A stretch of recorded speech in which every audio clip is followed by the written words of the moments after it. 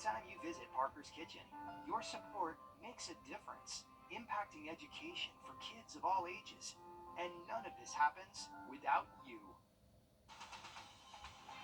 Live from Augusta, you're watching News 12 live at 5. Live at 5, Thompson's mayor arrested after a city council executive session. You're looking at Mayor Benji Cranford in handcuffs, being escorted out of the government center by GBI agents. Video you'll only see right here on News 12. Good evening, I'm Will Rio. And I'm Meredith Anderson. Tonight, Mayor Cranford is out on bond. He is facing 2 charges, furnishing prohibited items to inmates and a criminal attempt to commit a felony. A grand jury indicted claimed that Cranford left a bottle of gin in a ditch for a worker crew of state prisoners. Your Sydney Hood is live at 5 in the newsroom in Sydney. This arrest seemed to be a shock to everyone. Well, from people in the community to city council members, this arrest did come across as shocking. We just got our hands on the arrest warrant the grand jury issued to Mayor Cranford. The exclusive video you are looking at was taken minutes after that executive session ended. We just happened to be there when GBI agents escorted him out in handcuffs. The GBI says on June 6th, the Thompson Police Department requested their assistance to investigate an allegation that the mayor provided alcohol to inmates from the Jefferson County Correctional Institution while they were working in Thompson. According to a report from the Thompson Police Department, officers responded to Renfees in reference to suspicious activity on June 3rd. 3 days before the GBI was called to investigate the allegation against the mayor. And we've tried getting in touch with Mayor Cranford all day today, and we finally got a call back around 1 this afternoon. He said his day was busy today, but to call him back in the morning and he would sit down with us then. And we will make sure that he delivers on that promise, because we certainly would like to hear what he has to say. Absolutely, a lot more to come out of this. Sydney Hood reporting live from our newsroom. Thank you, Sydney. Well, the family of a South Carolina woman killed by a rotting 70-year-old utility pole will get $30 million in a wrongful death settlement. The settlement was just reached today. Tomorrow will mark 1 year since Janelle Robinson's death. The Wagner Sally High School teacher was on her lunch break when this happened. 2 companies signed off on the settlement: Dominion Energy, which installed the pole, and Comporium, which owned the hanging pole line. Robinson was walking along Main Street when a truck snagged that line, pulling it back like a rubber band until it broke the poles. One of them hit the 31-year-old. Roughly a month before this happened, Dominion Energy announced a plan to replace equipment in Wagner. Robinson's family says they plan to use some of the settlement money to create the Janelle Robinson Teachers Hope Fund. It will provide school supplies and other items to teachers all over the country. Well, if you were up early this morning, you'd in just about 10 minutes. All right, thanks for that, Riley. A 62-year-old woman fighting for her life after being hit by a car earlier this week has died. The Richmond County coroner says Jan Jacoby died at the hospital yesterday. She was hit while crossing the road a little before 9 Sunday night. Multiple people and pets in South Carolina are dealing with rabies exposure. The South Carolina Department of Health says that a bat and skunk in Saluda County, a raccoon in Chester County, and a bat in Charleston all tested positive for rabies. 1 dog and 2 cats were exposed in Saluda, but no people were exposed. 4 people and a cat were exposed to the bat in Charleston. The department says raccoons are the most common animal to test positive for rabies in South Carolina. Well, the Allendale County Sheriff's Office searching for a missing woman. Authorities say 27-year-old Jessica Rapsis was last seen Tuesday evening. That is when the search began as well. You can call SLED or the Allendale County Sheriff's Office if you have any information on Jessica Rapsis there. Well, the City of Augusta held a mega hiring event today. Job seekers were able to meet with employers in person to interview for open job positions and network. That was at the Julian Smith Casino. And good news for those that missed this job fair as well. There will be one next week on Thursday from 10 to 1, also at the Julian Smith Casino. With all the traffic in South Carolina, the Department of Transportation is looking to hear from you about possible solutions. And they're using a survey that they're hoping you will take. They're asking things like, what's your most common mode of transportation? And Do you have any safety concerns on your daily commute? They also hope you'll weigh in on the future of transportation in the state. Some worry this isn't going to help that much because, well, they don't think a lot of people will take the survey, but some say they're willing to give it a try. Would submit a survey for that to let them know how I feel about it, and I think that's a good way to get residents' opinion on things. SCDOT says the survey is available for everyone. You can go to the website and find that survey under Shape the Future of Transportation in South Carolina. We'll also try to get that for you on Wrdw.com. Save you a step there. Yeah, got to take that survey. Yeah, a new law aims to better protect some of the most vulnerable South Carolinians, including children. And it gives law enforcement more tools to hold people accountable who try to do them harm. Our State House reporter Mary Green has the details. On Thursday, Governor Henry McMaster joined lawmakers here at the State House to mark a new bipartisan law in South Carolina focused on protecting trafficking survivors and kids. This new law creates a criminal offense of child luring in South Carolina, with convictions punishable by up to 10 years in prison. Before this, if an adult tried to lure a child into their car or home, it wasn't a crime until they physically shut the door with the child inside. This new law also prohibits victims of human trafficking who are younger than 18 from being prosecuted for conduct stemming from the trafficking, and it allows all trafficking survivors to motion to expunge records of convictions for non-violent offenses their captors forced them to commit. Together, each part of this act will work to build a stronger body of armor for children and victims of crime in South Carolina. And the new law also establishes an address confidentiality program for survivors of domestic violence, trafficking, stalking, harassment, And while today's ceremony commemorated the new law, it's been in effect since Governor McMaster actually signed it last month, Riley. Well, we have seen a beautiful afternoon, Will, and luckily that weather does stick around for Friday, but by the weekend, we're bringing back the chance for storms. Have an update just after the break. Time and Temp, brought to you by your First Alert weather team.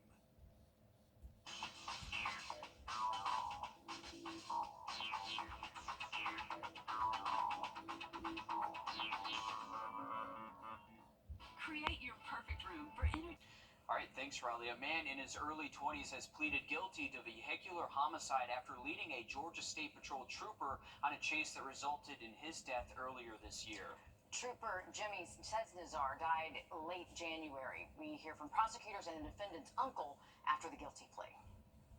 Understanding all of your rights, do you wish to enter a plea of guilty to the counts previously listed? Inside an emotional courtroom, Gerson Danilo Ayala Rodriguez pled guilty to first-degree vehicular homicide on Wednesday in connection with the death of State Trooper Jimmy Cesnazar. The thing that this plea accomplishes is not only to hold the defendant responsible for what he did, but also to bring closure to the friends and family. The trooper was a very beloved trooper with the Georgia State Patrol. In late January, Trooper Cesnazar was attempting to stop Ayala Rodriguez, who was on a motorcycle. During the pursuit, Cesnazar lost control of his patrol car on Interstate 85 near Lawrenceville Sewanee Road, struck an embankment, and died. Ayala Rodriguez's uncle was in the courtroom when his nephew apologized for his actions. I saw how he was really sorry because life was lost. The police officer. Well, this is a very difficult situation because I see what happened with the officer family was in there too. Ayala Rodriguez also faces misdemeanor charges of reckless driving, speeding, driving without a license, and operating a vehicle without insurance. It's just a sad case. You have a young man who's going to be leaving a chunk of his life in prison because of something very, very stupid. Georgia Governor Brian Kemp attended the trooper's funeral, which was held back in February. Atlanta rapper Rick Ross is facing a lawsuit from his car show in the state. It claims he denied a disabled man access to the show. The man says in the lawsuit that he waited for several hours to be picked up by a wheelchair-accessible bus to be taken to the car show, adding that he traveled from Miami to Atlanta and the bus never came. And they're sitting on parking lot for hours and hours and just get told, oh, we trying. That's not acceptable after you told me we was gonna be good. Be in the wheelchair tomorrow. That's how life is. Life is crazy. Anything can happen. So, I just want to be the voice. We don't have a voice. The lawsuit also claims there was a breach of contract and negligence and that the Americans with Disabilities Act was violated. How is this robot keeping people safe in Atlanta? Well, we meet Spunky just after the break. First Alert Radar, powered by Jim Hudson Automotive Group. Refresh your space, be it Ashley. Robots are becoming more common in places around the nation, including right here in Georgia. Over in Atlanta, Joshua Skinner is introducing us to a new security robot named Spunky. Over the past 6 months, nearly half the crime committed on the old 4th Ward has come on this stretch of Boulevard Road, which is why... What in the world is going on? A security robot is what's going on, but you can call it Spunky? Spunky. Yes, Spunky. And Spunky patrols the sidewalks in front of Station 464 and 496 apartments on Boulevard Northeast. It might seem a bit odd, but due to pockets of crime nearby, residents like Brenda say this is a good thing. Yes, it's needed. It's very much so needed. Spunky is actually a K5 robot created by a company called Nightscope. I love that they came up with Spunky. Stacy Stevens is the company's executive vice president. He's our 5th generation. Weighing in at over 400 pounds and allegedly 5 foot 6 inches tall, suspect, Spunky acts much like a person with a 2.5-hour battery life. We as humans have 5 senses that we use to navigate through our daily lives. The robot coincidentally uses 5 sensors to navigate through its. That includes sensors to navigate and recognize anomalies, where it can record the surrounding area, notify police of problems, and even give basic commands. So, yes, it does engage and interact with people. It's not, however, like a Siri or Alexa where you're going to sit there and have a conversation with it, though. Good news, it's not going to keep the pod bay doors closed. Just what do you think you're doing, Dave? Spunky has only been on patrol for a month, but reviews are positive.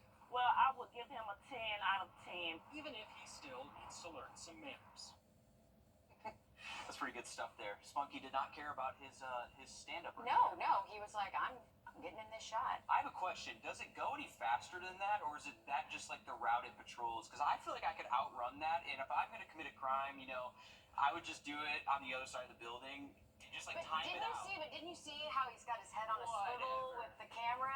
Whatever. He's trained to notice anomalies, and I think Will Rhea running down the sidewalk might be an anomaly. I look like a normal guy just going down, and I commit a crime. I don't know. You may be pretty suspect to me. I just want 400 pounds. It's not going that fast. It isn't, and you can't move it really either. Yeah, no. So I've got questions. It seems like it's working, so maybe I shouldn't question it. No, Brenda gave it a 10 out of 10. Clemson University freshmen, they are starting to move in, and on our own USC-Aiken freshman class, they're starting their move in on Saturday. The school says the Tigers 2028 class has students from 45 out of 46 of South Carolina's counties. Among the top 5 represented states are Georgia and North Carolina. Clemson University says it has over 5,000 incoming first-year students. And back here at home, USC-Aiken says it's on track to welcome its largest freshman class in history. While Clemson and USC-Aiken students look forward to moving in, this week marked the return to campus for more than 27,000 students enrolled at Georgia Southern University. Over in Statesboro, the Dean of Students says more than 4,000 freshmen braved their first days of college, with some faculty giving students advice and enjoying their veteran roles. Kind of like a mentor, since I'm older, and I kind of tell them the right thing, what to do, and go to school, graduate so you can get a good job, make lots of money. But I love students, and I treat them like my own kids. USC-Aiken students start school on Tuesday. A lot of moms and dads, though. Oh, that's a long drive home after moving your freshmen in. Oh, man, nothing like that move-in date. But if you're not moving in just yet, maybe you got some lake plans, watch out for that shallow water hazards that will be present. Lake level still running fairly low for this time of year. Another quick look at our forecast just after the break. But first, First, let's get to our sunshade. Let's take a look at our latest sunshade winner from Plunkett Heating and Air. Congratulations to Percy Mooring from Harlem, Georgia. To get your own sunshade, just go to wrdw.com and click on the contest tab. I'm going to look at that forecast coming up. The next Stanley Cup drop is set. The company announced a new collaboration with Barbie to launch a Barbie-inspired line that celebrates the 65th anniversary of the fashion doll. Many of the 8 new cups will highlight a different decade in Barbie's history, and they release in roughly a month on the week of September 16th. And I'm sure that this is going to be at like Target, and they're going to see people trampling each other to try to get these cups. I know That's my what daughter's happens. going to want one. The last one we got, Olivia Rodrigo had a special Stanley yeah. Cup, and so that was that was the big one that we got. We're going to be reporting on injuries from new Stanley Cups here. September 16th. Stanley Stampede. Yes. They're going to have a cutoff. You're probably only going to be allowed to buy maybe 1 or 2. Yeah. I think that was the thing last time, too, is they cut off how many you could buy at one time. So watch out for those Stanley Cups out there. Hey, a live look over the lake. Inmates from the Georgia Department of Corrections are back in custody this evening. And they were captured in Richmond County by the Sheriff's Office with help from the Columbia County Sheriff's Office. Have an update on that weekend for you in just about 10 minutes. All right, thanks, Riley. 2 escaped inmates from the Georgia Department of Corrections are back in custody this evening. And they were captured in Richmond County by the Sheriff's Office with help from the Columbia County Sheriff's Office. This morning, Columbia County deputies received an alert about a black Toyota Tacoma linked to the escaped inmates. Now, they failed to return to their place of employment. That vehicle was reported stolen in Richmond County. But a Columbia County deputy spotted the vehicle and followed it to Richmond County. That's where both agencies and the U.S. Marshal's Office captured the inmates. The Richmond County Sheriff's Office says a 72-year-old man with medical issues is missing for the second time this year. Take a good look. Michael Shirley was last seen near Interstate Parkway close to Doctors Hospital of Augusta last Sunday.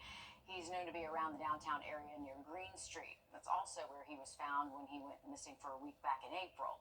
Shirley was last seen wearing a gray shirt and black jeans. A Richmond County man has been arrested on suspicion of non-aggravated child molestation. An incident report from the Sheriff's Office says Justin Dickerson is the suspect in this. He was booked into the Charles Webster Detention Center earlier this week. Well, one of the 2 men accused for making accused of bank fraud of an elderly woman pleaded guilty today. 50-year-old Thomas Bateman Jr. pled guilty to 1 indictment after previously pleading not guilty to 3 charges. Bateman and the other man charged, 37-year-old Cody Anderson, faced a maximum penalty of 30 years in prison. This is video from Sunday of construction at Westmont Elementary School. Now, the school will look very different soon, according to the Columbia County School District. Now, students have been learning at an alternative site for the first 2 weeks of school and will continue to learn at the Columbia County School District Support Complex tomorrow. In a letter, the school district says that they were told by the contractors that the new Westmont Elementary School will be open next week. We've been tracking the progress of the school, and of course, we'll keep you updated on its progress. Well, new today, Wilkes County Sheriff candidate Dietrich Jones has been indicted for misdemeanor sexual battery by a grand jury. Now, last week we told you the McDuffie County District Attorney had an open investigation connected to Jones. At the time of the indictment, he was employed by the McDuffie County Board of Education Police Department as a captain. Now, according to the DA's office, the incident occurred within the Juvenile Justice Office in Thompson. The victim is a young lady who worked as a program assistant with juvenile justice. According to the indictment, Jones allegedly touched the backside of the victim without consent. An investigator with juvenile justice investigated the matter and submitted his report for review by the DA's office. They reviewed the file, met with the victim, and decided to take the case to a grand jury with indictment. Well, it's been nearly 1 year since former President Donald Trump was in the busiest airport in the world, uses some incredible tech to stay on top of its hundreds of flights and thousands of passengers each day. Still ahead, we're taking a close-up look at how they do it. Riley? Well, it's been a nice day across the area, and we should hang on to that nice weather at least one more until we get to the weekend. We'll have that full forecast next. Time and temp, brought to you by your First Alert weather team. All your outdoor activities for, and even less of a threat as we head towards our Sunday. Next week is trending mostly dry. Thanks, Riley. You're taking a look live at 5 over at Hartsfield-Jackson International Airport in Atlanta. Each day, thousands of flights take off and land right here, making it the busiest airport in the entire world. And many of you probably use that airport. And with that much going on each and every day, a lot of high tech is needed to keep up. Don Shipman gives us a closer look at some new tools in the airport's arsenal.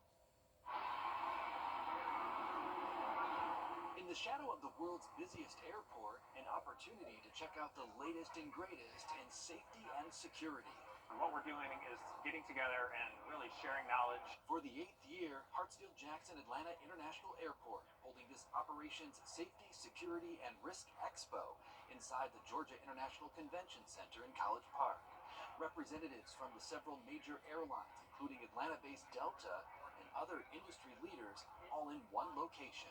We've got educational workshops, we've got live demonstrations. One of those live demonstrations, Hartsfield-Jackson's new drone inspection program, which launched in early January. We have 7 people total. Jeffrey Gaskin helps to lead the team tasked with ensuring the airport's perimeter fencing is secure and its runways are smooth and clear of debris.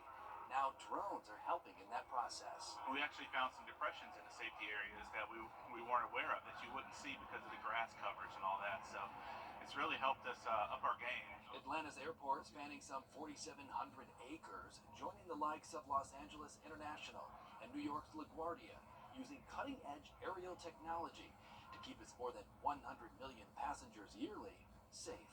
When I go home, I fly around the neighborhood or something like that, but now I get to do it and get paid to do it, so that's even better. Airport officials also brought out some of their new apparatus, including this right here. This is what they call the water buffalo. It helps to put out fires if there was a fire on an airplane, and it is massive. I'm 6'3", so it gives you an indication of just how big this is. Now, during this expo, more than 20 Atlanta airport employees were also honored for their role in keeping the airport and its passengers safe. These Redbox kiosks are no longer working as the companies file for bankruptcy. It's sad, and it's also a reminder that some of the things you buy online you don't really own. I'm Jamie Tucker. I'll explain coming up. First Alert Radar, powered by Jim Hudson Automotive Group. The Atlanta of the Atlanta Braves. For more than 20 years, Redbox was the place to go for renting DVDs. Those red boxes in front of drugstores and supermarkets allowed customers to rent a movie for just $1 a night.